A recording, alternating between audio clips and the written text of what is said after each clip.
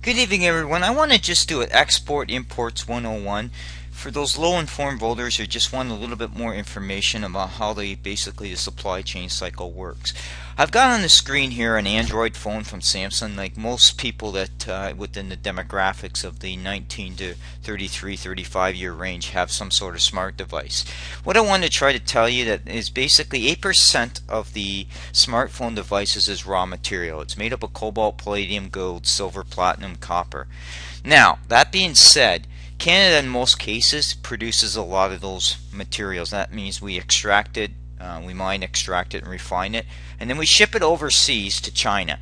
That's where China manufactures these lovely Android cell phones for the consumer market. Now, the bulk of China's issues that you should be well aware of is the bulk of 65 to 75% of their power generation is coal burning. So in other words, that smart device that you're actually owning has considerable amount of emissions going into it. Yet Thomas Mulcair constantly talks about the emissions issues in the oil sands, but in essence, they're nowhere near what's happening in China.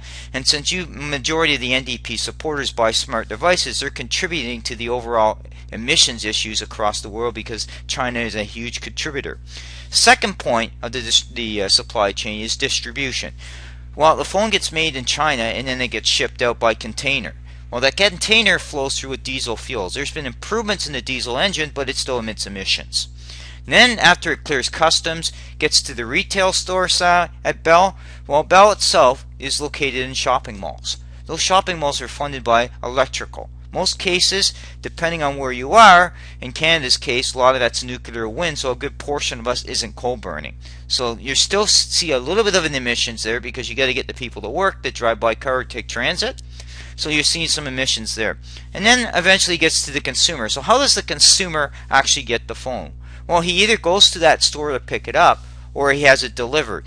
Depending on his mode, unless he's walking, he's basically adding to the carbon footprint. So that being said, when you look at exports and imports overall, Canada sends raw materials overseas to China production companies, so you get these electronics devices back. That's part of the overall trade deficit, right? So we bring in goods in. The only way to close that down is either bring manufacturing here or increase your exports.